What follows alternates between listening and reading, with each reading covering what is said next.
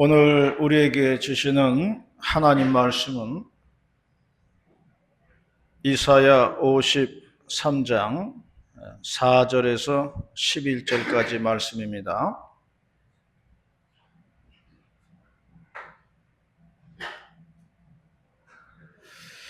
오늘 우리에게 주시는 하나님 말씀 이사야 53장 4절에서 11절 말씀 한 절씩 교독을 하시겠습니다.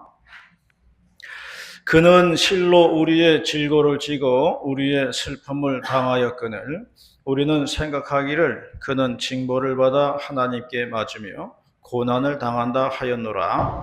그가 찔림은 우리의 허물을 받으며 그가 상함은 우리의 죄악 때문이라. 그가 진대를 받음으로 우리는 평안을 누리고 그가 십자가에 맞음으로 우리는 나음을 받았도다. 우리는 다 양 같아서 그릇 행하여 각기 제 길로 갔거늘 여호와께서는 우리 모두의 죄악을 그에게 담당시키셨도다. 그가 분노를 당하여 괴로울 때에도 우리의 입을 열지 아니하였으며 마치 고투사로 끌려가는 어린 양과 털 따는 자 앞에서 잠잠한 양같이 우리의 입을 열지 아니하였도다. 그는 곤욕과 신문을 당하고 끌려갔으나 그 중에 누가 생각하기를 그가 살아있는 자들의 땅에서 끊어지면 마땅히 형벌받을 내 백성의 허물 때문이라 하였으리요.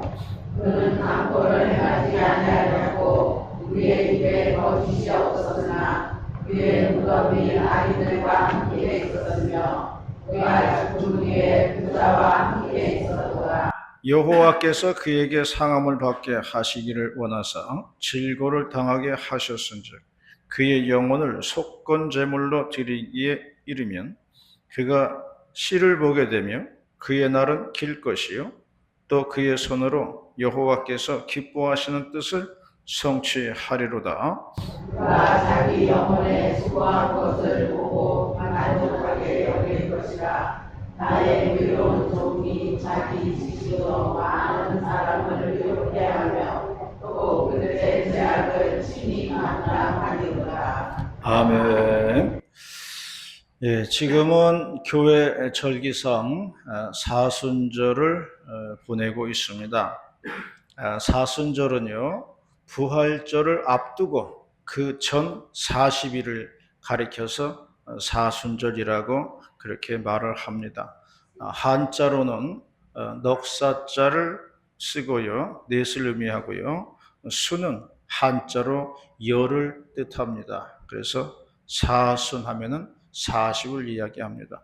우리가 뭐 육순 그러면 60이잖아요. 7순, 8순 그렇게 얘기하잖아요. 똑같은 원리예요. 그러니까 사순절입니다.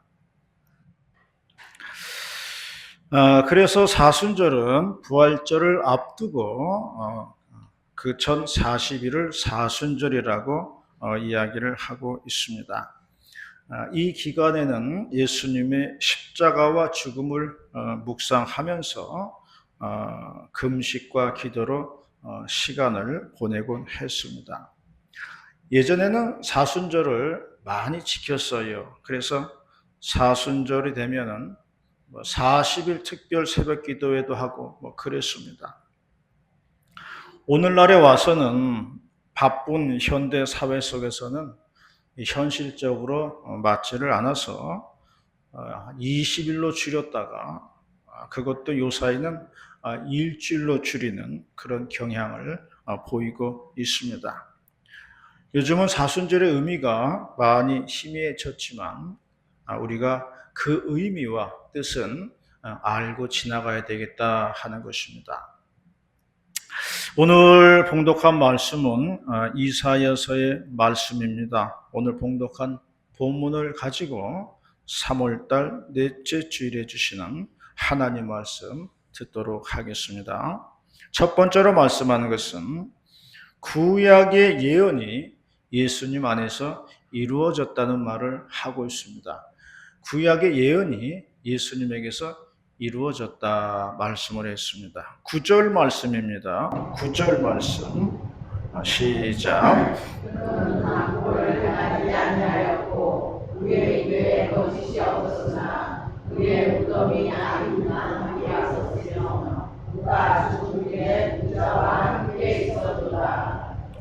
구약의 주제가 뭐냐고 물어본다면 예수님의 탄생을 예언한 것이다. 그렇게 얘기하면은 대답하면은 좋은 대답이에요. 신약의 주제가 뭐냐 그렇게 물어볼 때에 구약의 예언이 이루어진 것이다. 그렇게 대답을 하면 좋은 대답입니다. 구약에서는 예수님의 탄생을 예고했고요. 신약은 그 말씀이 이루어졌다고 보는 것이 성경의 정신입니다. 오늘 본문의 말씀도 그래서 예수님에 대한 이야기를 하고 있는 거예요. 그 중에 9절 말씀을 보면요. 이것도 신약에서 그대로 이루어졌다고 보는 거예요. 9절 말씀 후반부에 보면은 그가 죽은 후에 부자와 함께 있었다고 했습니다. 이 말씀이 신약에서 어떻게 이루어졌는가를 보게 되면요. 예수님께서 돌아가시고 시신을 안치할 때 일인데요. 마태복음 27장 57절에는 말씀하기를 이렇게 기록이 되어 있습니다. 아리마대 부자 요셉이라는 사람이 와서 바위 속 자기의 새 무덤에 예수님을 모셔두었다고 말씀을 하고 있습니다. 아리마대 사람 부자 요셉이 자기 무덤에다가 예수님을 안치했다는 거예요.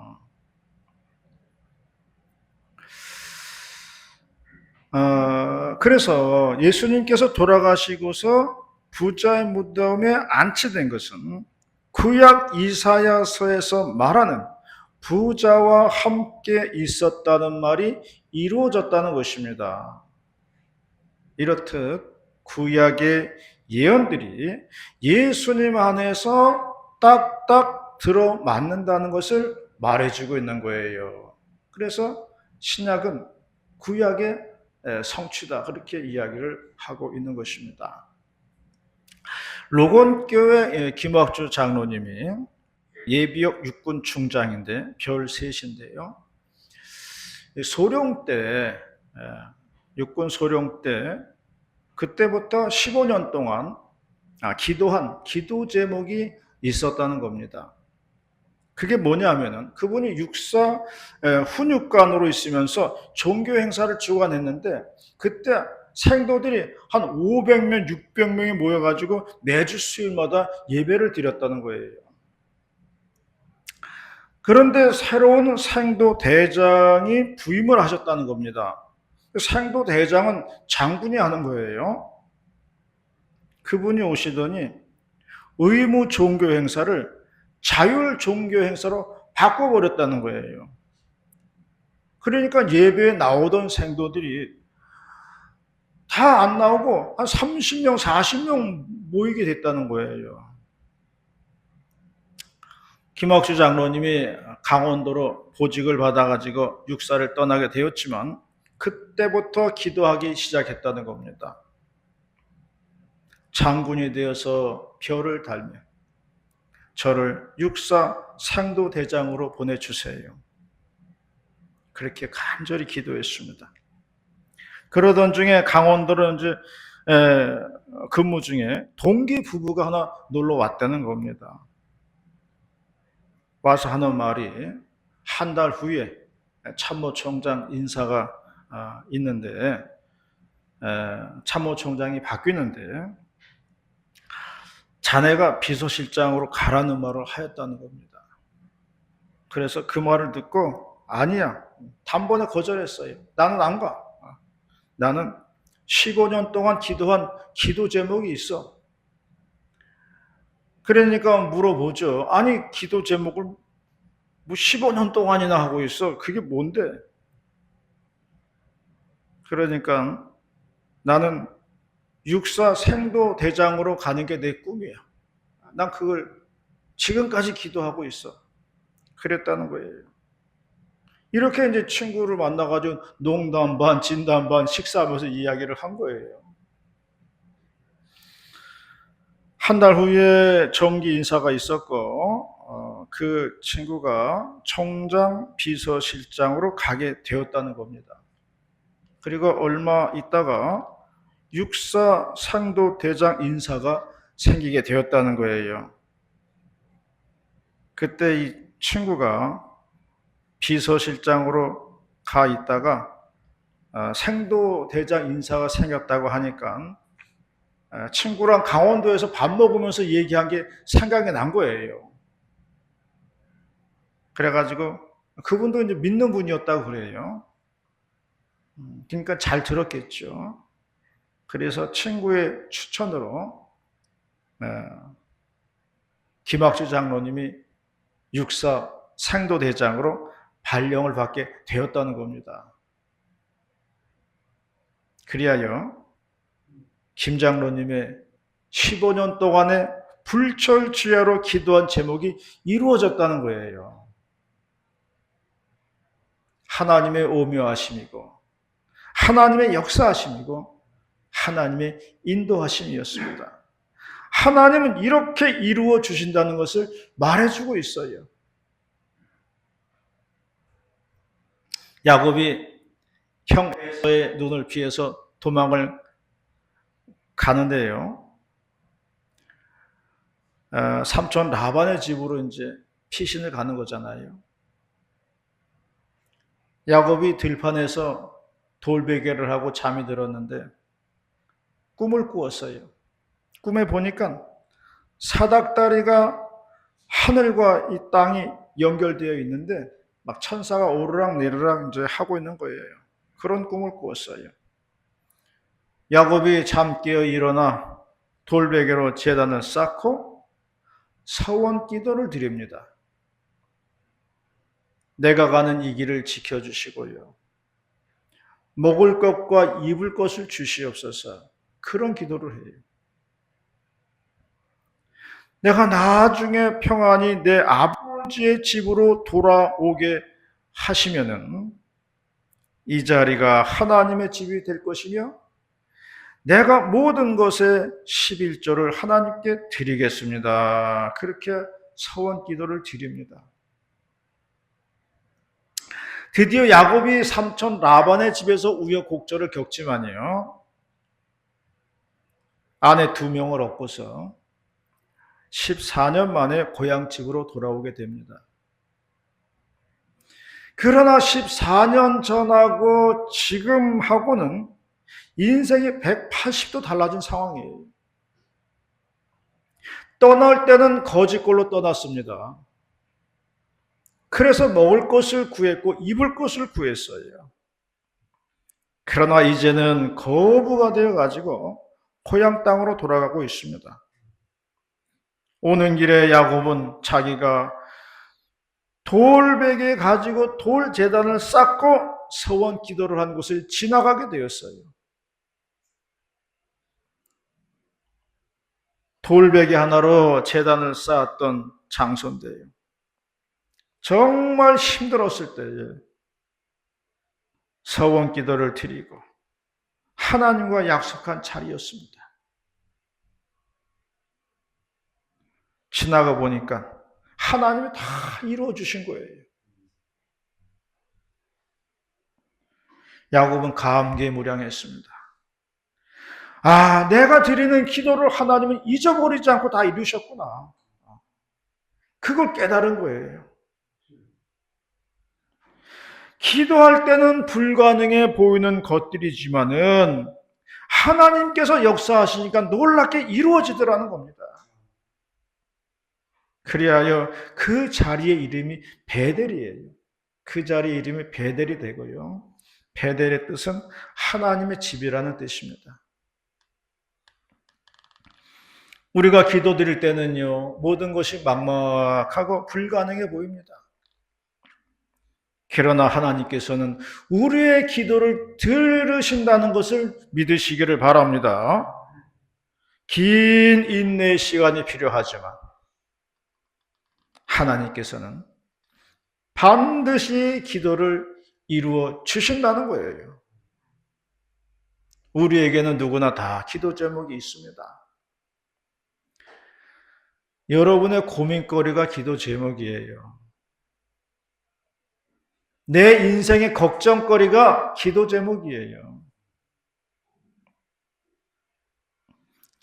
그래서 걱정과 염려는 내려놓으시고요. 하나님 앞에 무릎 꿇고 기도하시기를 바랍니다. 그러면 이루어 주시는 분은 하나님이라고 했어요. 오늘도 낙심하지 말고 기도하는 저와 여러분이 되시기를 바라겠습니다. 두 번째로 말씀하는 것은 예수님께서 내 십자가를 지셨다는 겁니다. 주님은 나의 십자가를 지셨다는 거예요.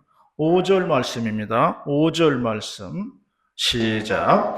그가 찔림은 우리의 허물 때문이요 그가 상함은 우리의 죄악 때문이라. 그가 징계를 받음으로 우리는 평강을 누리고 그가 채찍에 맞음으로 우리는 나음을 받았다.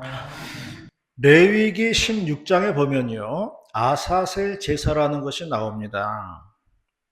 이게 뭐냐면 염소 2마리를 선택을 합니다. 그래서 제비를 뽑아서 1마리는 하나님께 드리고요, 1마리는 아사셀 제사로 쓰이는데요. 아사셀이라는 말은 대속이라는 뜻이에요. 대속을 한다는 뜻인데, 사람이 자신의 죄를 씻기 위해서 아사셀로 쓰이는 염소에게 안수를 한다는 거예요. 그러면 자기의 죄가 전부 염소에게 전가가 된다는 거예요. 그리고 그 염소를 광야로 멀리 내보내는 겁니다. 그래서 그 염소는 그 사람의 죄를 또 안고서 어디론가 멀리 가버리는 거예요. 이게 아사셀 제사예요. 그리하여 그 사람의 죄가 속죄된다 하는 이 구약의 의식입니다. 자신의 죄를 염소에게 전가하고요, 염소를 죄와 함께 멀리 보내버리는 그런 의식이 구약에 있었습니다. 제가 어린 시절이었는데요, 친구 하나가 밤에 찾아왔어요. 찾아오더니 어디 이제 가면은, 어디 그 논둑에 가면은 그 볏짚으로 허수아비 모양을 만들어 놨는데 그 안에 돈이 들어있다는 거예요. 우리 그거 가지러 갈래? 그러더라고요. 그래서 어린아이 2명이서 깜깜한 밤중이었어요. 그 논둑길을 막 걸어가가지고 허수아비 이제 가지러 가는 거예요. 허수아비를 가지러 가는 게 아니라 그 안에 있는 돈 가지러 가는 거죠. 근데 가면서 그 친구가 말해줬던 것 같아요. 어느 집에서 구슬했는데 아마 그 집 아이가 아팠던 모양이죠. 구슬하고는 볏짚으로 허수아비 요만하게 만들어가지고 그 안에 동전을 넣어두었다는 겁니다. 어린 마음에도요, 그런 생각이 들더라고요. 그 동전 가져가는 사람이 그 아이의 아픈 것을 대신 가져가는 게 아닐까, 그런 생각이 들더라고요. 친구가 알려준 장소에 가보니까 비스듬한 논둑에 요만한 볏짚으로 만든 허수아비가 있고요, 그 안에 볏짚을 이렇게 헤치니까 동전이 나오더라고요. 10원짜리, 5원짜리 뭐 있었어요. 몇 개 있더라고요. 그래 친구하고 둘이서 그 주머니에 넣고서 그리고 왔습니다. 돈이 없던 시절인지라 몇십 원도 어린아이한테는 굉장히 큰 돈이에요. 그러면서 한편으로는 야, 이거 가져가면 그 병이 나한테 오는 거 아니야, 그러면서 일말의 불안감을 느끼면서 왔습니다. 그래서 그 돈 가지고 학교 앞에 있는 가게 가지고 아주 잘 사 먹었습니다. 그리고 한동안 제 몸 상태를 체크해 보았습니다. 내 몸에 이상이 있나 없나. 근데 뭐 별로 뭐 아무런 징조도 없더라고요. 그러면서 며칠 지나니까 그냥 다 잊어버리고 그냥 말았어요. 이게 아마 굿에서는 그 질병을 남이 가져간다는 의식으로 한 것 같아요. 어렸을 때도 그랬을 거라는 생각이 들더라고요. 그래서 그 병 나한테 오는 게 아닌가 그런 생각으로 잠시 불안감을 느꼈던 그런 적이 있습니다.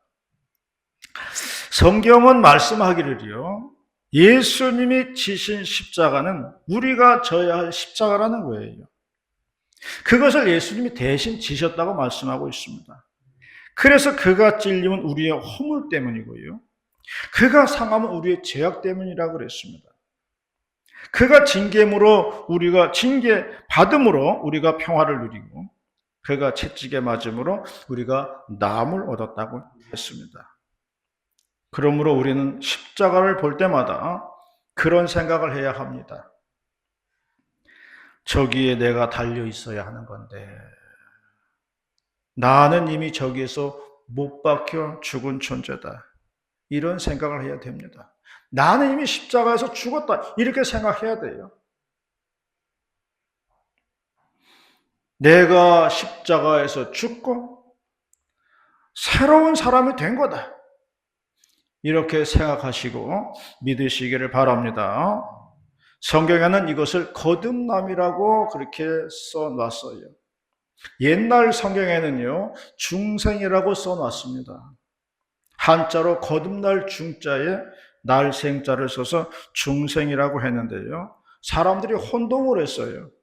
이게 불교에서 말하는 중생인가 그런 생각을 많이 했어요. 그래서 그런 오해가 있어가지고 요즘 나오는 성경은 중생이라는 말을 거듭남이다 그렇게 바꿔놓은 것을 볼 수가 있습니다. 예수님이 내 십자가를 대신 지시고 우리에게는 거듭남을 주셨다는 것을 믿으시기를 바랍니다. 어느 집에 많은 비가 내리니까 지붕이 새가지고 비가 막 새기 시작했어요. 그래서 지붕을 수리하기 위해서 그 집안의 연장들이 모여가지고 회의를 했어요. 회의가 시작이 되니까요, 연장들이 저마다 자기 좋은 점을 이야기하면서 자기가 최고라고 그러는 거예요. 먼저 사다리가 말하기를요, 일단은 지붕에 올라가야 지붕을 고칠 수 있으니까 내가 제일이지. 자랑을 한 거예요. 사다리 없으면 못 올라간다 이거죠. 그러자 덮개가 말했어요. 지붕에 올라가도 덮을 게 있어야지. 덮을 거 없으면 아무 소용이 없어. 내가 제일이야. 그러는 겁니다. 옆에서 말을 듣던 톱이 말했어요. 덮개가 있으면 뭐하냐. 크기에 맞게 잘라야지. 알맞게 잘라야지. 자르지 못하면 아무 소용없다. 그러니 내가 제일이야. 그랬어요. 잠잠히 있던 못이 말했어요. 덮으면 뭐하냐. 못으로 막아야지. 날아가지 않지. 내가 제일이다. 저보다 자기가 제일이라는 거예요. 하지만 중요한 건요, 일꾼이 손으로 들어 써주지 않으면 다 아무 소용이 없는 거예요. 연장들은 가만히 앉아서 아무것도 못하는 겁니다. 결국 일꾼의 손에 들려쳐야 저마다 빛을 발한다는 거예요. 우리가 나 스스로 나 자신의 의를 주장한들 아무 소용이 없습니다. 예수님의 보혈의 은총이 아니면 아무런 소용이 없다는 거예요. 예수님이 대신 지신 십자가, 그리고 십자가 보혈의 은총이 우리를 거듭나게 하셨다는 겁니다. 오늘도 우리는 십자가를 바라보면서 저것이 나의 십자가임을 믿으시기를 바랍니다. 그리하여 예수님의 은총으로 살아가는 저와 여러분이 다 되시기를 바라겠습니다. 마지막으로 말씀하는 것은요, 우리는 십자가의 은혜에 보답을 해야 한다는 것입니다. 은혜에 대한 보답이에요. 11절 말씀입니다. 11절 말씀 시작. 그가 자기 영의 수고한 것을 보고 만족하게 여길 것이다. 나의 부러운 종이 자기 지식으로 많은 사람을 괴롭게 하며 또 그들의 죄악을 친히 감당하리로다. 예, 배 집사님이 이제 본당에 있는 뒤에 있는 십자가 헌물로 바치겠다고 이제 그랬어요. 새로운 십자가 바치고 싶다 그랬습니다. 그래서 이리저리 이제 알아보는데 마땅치가 않은 거예요. 그러던 중에 시찰내에 손재주가 있는 목사님이 있어요.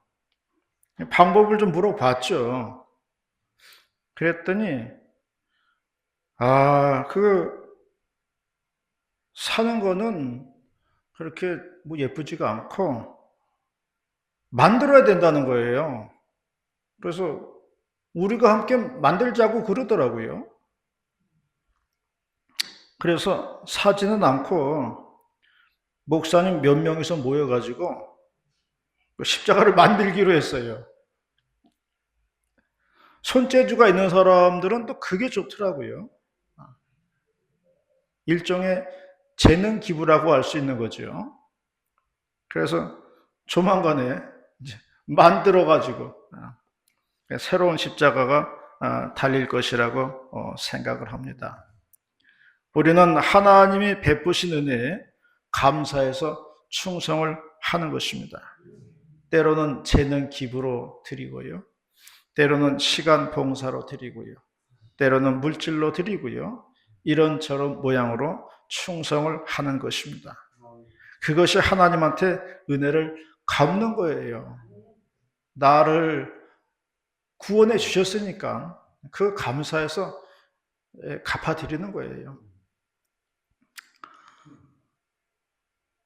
성경에도 말씀하시기를 많이 사함을 받은 자는 많이 사랑할 것이고 적게 사함을 받은 자는 적게 사랑을 한다. 그렇게 말씀했습니다.